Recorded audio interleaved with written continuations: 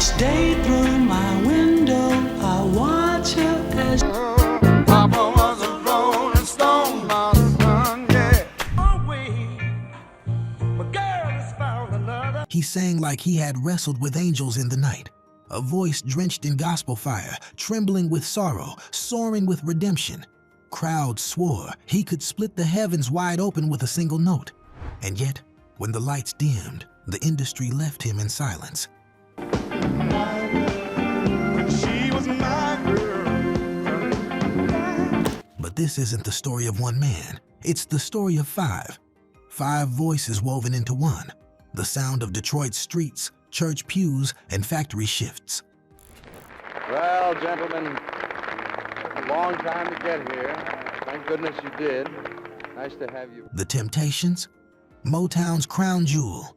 The group that turned harmony into weapon, ballads into sermons, and stage shows into spiritual warfare. They gave America a soundtrack to its most turbulent years, while privately, they fought demons no melody could soothe. We went to Columbia, South Carolina. Got to the auditorium. Now this is with the Classic Five, David, Eddie, Paul, Melvin, and myself.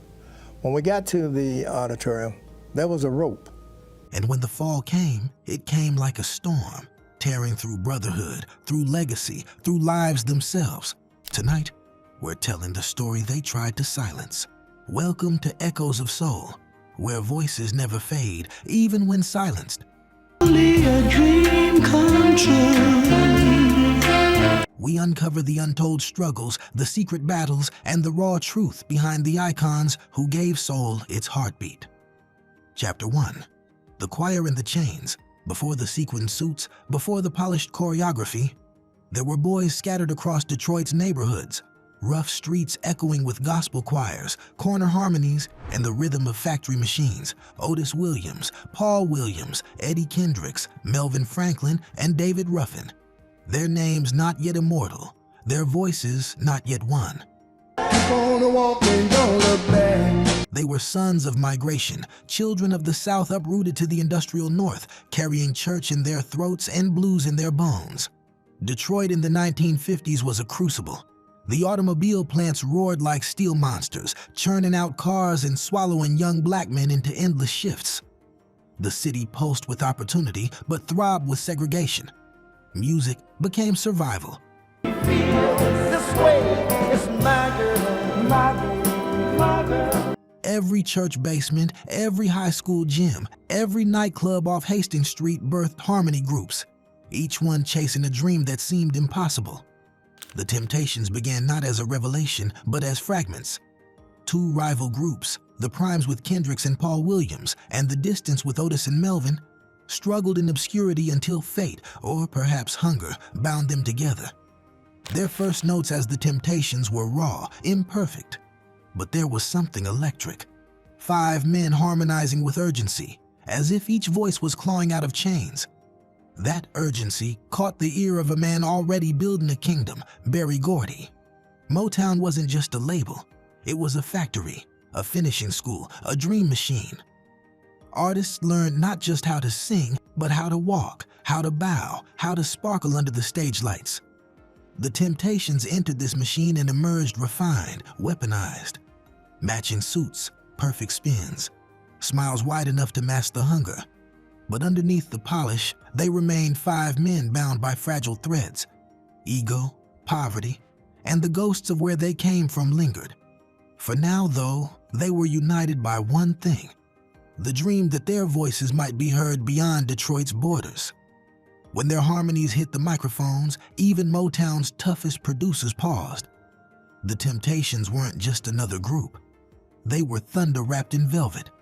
And as 1964 arrived with a single called "The Way You Do the Things You Do," the world began to listen. What they didn't know was that the very chains they were breaking with their music, the chains of obscurity, of poverty, of invisibility, would soon be replaced by new ones forged in fame, addiction, and betrayal. The crown was coming, but crowns are heavy. Chapter 2. Velvet Shadows. Success didn't come overnight. For every polished step and choreographed spin, there were nights of empty clubs, paychecks that vanished into managers' pockets, and the creeping doubt that maybe harmony wasn't enough. But then came Smokey Robinson, Motown's poet, the man with lyrics like silk, gave the Temptations the song that would crack open the door. The Way You Do the Things You Do wasn't just clever wordplay. It was proof that 5 voices could be fused into one irresistible force. The record climbed the charts, and suddenly, the Temptations weren't just boys from Detroit. They were ambassadors of a new sound, the Motown sound. The label's machine shifted into high gear. Choreographer Charlie Atkins drilled them until every movement looked effortless. Every tilt of the microphone a dance. Tailored suits shimmered under stage lights. Shoes clicked in perfect rhythm, and 5 voices blended into a wall of velvet. And yet, the magic wasn't complete, not until a tall, charismatic voice with a gospel growl stepped forward. David Ruffin. Ruffin didn't just sing, he testified. When he opened his mouth, it was fire, gritty, pleading, defiant. With him, the Temptations became unstoppable. Their songs transformed from clever ditties into sermons for the soul. My Girl wasn't just a hit. It was an anthem, Motown's first #1 for the group, and the song that would tattoo their name into history. From there, the hits came like thunderclaps. Ain't Too Proud to Beg, Beauty Is Only Skin Deep, I Wish It Would Rain. Each record etched deeper into the soundtrack of Black America, even as civil rights marches filled the streets outside. The Temptations gave joy in an age of fire hoses and protests, a sweetness that the world clung to even as cities burned. But with velvet comes shadow. Ruffin's voice was undeniable, but so was his ego. Crowds screamed his name, and in his mind, the Temptations became his group. He demanded special treatment, separate limousines, his name pushed to the forefront. Fame didn't just elevate, it divided. Behind the stage smiles, tensions grew. Paul Williams, once the group's soul anchor, began to feel eclipsed. Otis, the quiet architect, tried to hold the center. Melvin's deep bass rumbled steady, a heartbeat beneath the storm. And Eddie Kendricks, with his angelic falsetto, watched uneasily as Ruffin's ambition swallowed harmony whole. The Temptations had climbed to the top of Motown's crown, but crowns, heavy as iron, dig deep into the flesh. And soon, the shadow behind the velvet would reveal itself. In betrayal, in excess, in cracks that even 5 voices together could not heal. The golden years had begun, and so had the unraveling. Chapter 3. The man they erased. For a moment, David Ruffin was the Temptations. That voice, raw and desperate, equal parts silk and gravel, was the lightning in their thunder. On stage, he gripped the microphone stand like it was life itself, dropping to his knees in sweat-drenched pleas that made audiences scream, faint, cry. Ruffin sang as if he were burning alive, and every lyric was gasoline. The world saw brilliance. Inside the group, they saw danger. Ruffin's ambition turned corrosive. He wanted his name out front, David Ruffin and the Temptations. He wanted the limelight, the limousine, the credit. In his mind, those hits belonged to him alone. When the others protested, he rebelled harder, sometimes refusing to rehearse, showing up late to gigs, vanishing into clouds of cocaine, and the dizzying pull of women who worshipped his every note. It was the oldest story in music. The frontman forgets the brotherhood. But with the Temptations, the betrayal cut deeper. They weren't just a band, they were 5 lives braided together by the promise of survival. Ruffin's unraveling meant everyone's survival was at risk. The breaking point came not on stage, but in the shadows. One night, as the group's limousine waited, Ruffin demanded a separate car, his own kingdom on wheels. The symbolism wasn't lost. The harmony had fractured. By 1968, Motown made the decision. Quiet, swift, brutal. Ruffin was out. The man whose voice had carried them to #1 was gone, replaced by Dennis Edwards. The Temptations survived, even thrived. But history would always remember the sting, the man erased from the picture. Ruffin's life after exile reads like a gospel song turned tragic blues. He launched a solo career. My whole world ended the moment you left me. A cruel irony of a title. The talent was there, undeniable. But without the Temptations' harmony, his brilliance burned alone, too bright, too unstable. Drugs took their toll, promises went unfulfilled. The industry moved on. And yet, when fans spoke of the Temptations, they spoke of his voice. That growl, that fire, that desperate plea. He had been erased from the group, but never from the sound. The Temptations marched forward without him, reinventing themselves for a darker era, but the ghost of David Ruffin lingered. Proof that harmony is fragile, that ego can shatter even the strongest crowns. He was gone, but the shadow of what he left behind would haunt every note that followed. Chapter 4. Songs of Survival. When David Ruffin's shadow was finally cut loose, many thought the Temptations would collapse. How could they survive without the voice that made the world weep? But survival is stitched deep into soul music, and the Temptations did more than survive. They transformed. Enter Norman Whitfield, producer, visionary, mad scientist of sound. Where Smokey Robinson had given them silk, Whitfield gave them fire.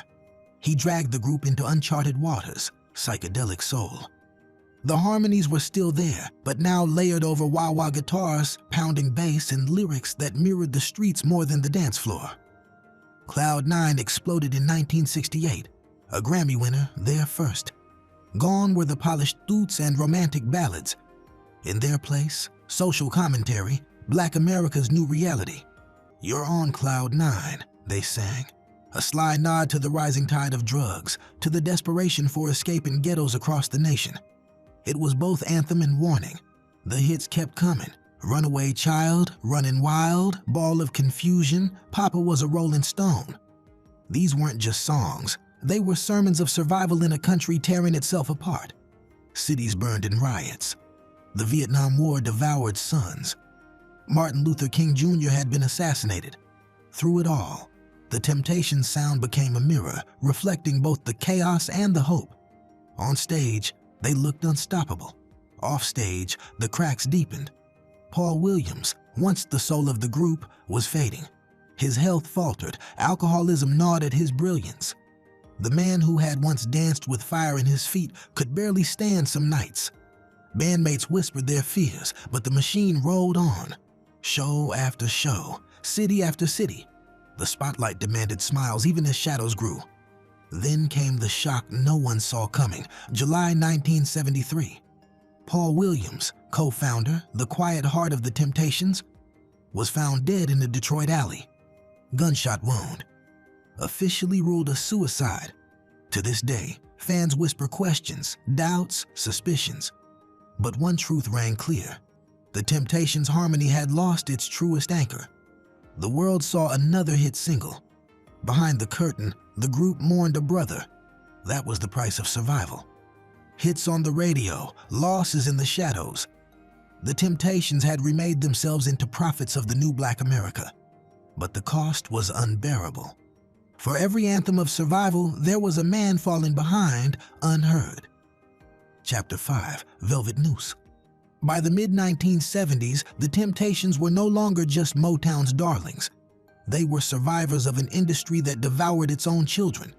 They had outlasted Ruffin. They had buried Paul. And yet the machine demanded they keep moving, keep reinventing, keep dazzling. From the outside, the reinventions looked effortless. One moment they were psychedelic prophets, the next they were funk-driven warriors. Songs like Shaky Ground and Masterpiece proved the group could shift with the times, adapting their velvet harmonies to whatever new wave Motown demanded. They became musical chameleons, their name always present on the charts, their choreography still electrifying arenas. But velvet is soft only on the surface. Underneath, it strangles. The endless cycle of touring, recording, rehearsing. It was a noose tightening around their necks. Each new lineup change was sold as evolution, but behind the curtain, it was survival. Dennis Edwards brought fire, but battled fatigue. Richard Street stepped in when Paul faltered. Damon Harris replaced Kendricks for a time, but the falsetto magic never fully returned. Names shifted, faces rotated, yet the marquee always read the same. The Temptations. That was the blessing and the curse. The group was eternal, but the men inside were replaceable. Flesh and blood brothers became interchangeable parts in Motown's great machine. And as the machine demanded more, the weight grew unbearable. Eddie Kendricks, the angelic falsetto, finally walked away. Disillusioned, disheartened, craving freedom from the velvet cage. His departure marked another fracture in a brotherhood already scarred by loss. Still, the hits and shows continued. Audiences saw sequined suits, 5 men moving in perfect unison under spotlights, voices blending as though nothing had changed. But in motel rooms across America, the cracks widened. Empty bottles, unpaid debts, broken marriages, contracts that bled them dry while the label reaped millions. The Temptations had become a brand, an institution, and institutions rarely allow individuals to breathe. The velvet noose tightened with each passing year. On stage, they smiled. Off stage, they suffocated. And while the industry celebrated their adaptability, the truth was darker. Every reinvention left another brother behind. Harmony was their weapon, but survival was their curse. Chapter 6, A Ghost in the Machine. By the end of the 1970s, the Temptations had become less a group of men and more a myth kept alive by the machine. They were household names, etched into vinyl, jukeboxes, and late-night television. But behind the legend was exhaustion. Motown had changed. Berry Gordy was shifting focus to film, to Diana Ross, to the new. The label that once polished the Temptations like diamonds now treated them as relics. And yet, the group still carried a weight. They were Motown's crown jewel, its legacy act, which meant they had to keep moving, even as the ground beneath them crumbled. The hits grew fewer, but the tours grew longer. They became road warriors, rolling from city to city, year after year, grinding their voices and bodies down under neon marquees. Audiences cheered for the classics. My Girl, Ain't Too Proud to Beg, Just My Imagination. But the new material often faded, unable to compete with the glow of their golden years. They were alive, yes, but in many ways, they were ghosts, trapped performing echoes of themselves. And the feuds followed them. Contracts sparked lawsuits. Members clashed over money, over leadership, over who was the Temptations and who was merely wearing the name. Otis Williams, the last original anchor, fought to hold the group together, but even he knew this wasn't the brotherhood that began in Detroit. This was survival by any means necessary. Some tried to break free. Ruffin and Kendricks, long estranged, teamed up for tours of their own, often sharing bills with the Temptations themselves, a painful reminder of the fractured family tree. At times, they reunited for brief, shining moments, but egos and old wounds always pulled them apart again. And then came tragedy, again and again. Paul Williams was gone. Ruffin's battles with drugs escalated. Kendricks fought cancer. Melvin Franklin, the deep bass heartbeat of the group, was plagued by illness, his body breaking down even as he forced himself to perform through the pain. Each man carried scars the spotlight couldn't hide. But still, the show went on, because the machine demanded it. The Temptations had become bigger than any one man, bigger even than the men themselves, but the question lingered, at what cost? They were legends, yes, but legends can bleed. And these men were bleeding. Chapter 7, When the Music Stopped. By the dawn of the 1990s, the Temptations were no longer 5 young men in matching suits chasing a dream. They were survivors of a battlefield, scarred, weary, and haunted by the names no longer present. The tragedies came in waves. David Ruffin, once the firebrand frontman, could not escape the grip of addiction. His voice still carried sparks of brilliance, but the world had turned its back. In June of 1991, he collapsed in Philadelphia, a victim of crack cocaine, dead at 50. The man who had once demanded his name above the marquee was laid to rest quietly, his life a cautionary tale. Barely 2 years later, Eddie Kendricks, the angelic falsetto that had floated above countless harmonies, lost his battle with lung cancer. He died in Birmingham, Alabama, stripped of wealth, stripped of spotlight, yet remembered by millions every time Just My Imagination played on the radio. And then came Melvin Franklin. Blue, the bass anchor, the heartbeat. For decades, he had carried the group even as illness gnawed at his body. Diabetes, arthritis, seizures. He endured them all, performing through pain that would have broken lesser men. But in 1995, his body gave out. The deepest voice of the Temptations fell silent. In just 4 years, 3 pillars of the Temptations were gone, and the silence was deafening. Yet still, Otis Williams carried the banner. The last original member, the keeper of the crown, the man who refused to let the name die. Lawsuits swirled as splinter groups performed under the Temptations banner, but Otis fought to maintain control, determined that the legacy would not be lost to cheap imitations. But what is a legacy when the men who built it are gone? Fans mourned, critics reflected, and the story of the Temptations took on the weight of tragedy. It wasn't just the music anymore. It was myth, a parable of fame's cost. By the late 1990s, a television miniseries brought their story back into living rooms, dramatizing the rise, the fall, the glory, and the pain. A new generation learned their names, their songs, their sorrows. But behind the dramatization was a truth more haunting than fiction. The Temptations had given the world everything, and the world had taken nearly all of them in return. The music had stopped for so many, but the echo lingered, demanding we remember. Chapter 8. Echoes that never fade. When you strip away the headlines, the contracts, the tragedies, what remains of the Temptations? Not the lawsuits, not the rotating lineups, not even the deaths that came too soon. What remains is the sound, 5 voices braided into one. The falsetto pleading of Eddie Kendricks, the firebrand growl of David Ruffin, the deep rumble of Melvin Franklin, the soulful cry of Paul Williams, and the steady anchor of Otis Williams. Together, they created something larger than music. They created memory. The Temptations weren't just a Motown act, they were a blueprint. Every boy band that came after, from the Jackson 5 to Boys II Men, from New Edition to NSYNC, walked in their footsteps. Perfect choreography, harmonized ballads, the idea that a group could be more than the sum of its parts. That was the Temptations' gift. And in hip-hop, their echoes thunder louder still. Papa was a Rollin Stone, sampled, remixed, reborn in beats that shook clubs and headphones decades later. Their laments became the DNA of rap, proof that the struggles of the 60s still bled into the voices of the 90s. But their legacy is heavier than influence. It's a mirror, a warning, a question. What do we demand from our voices?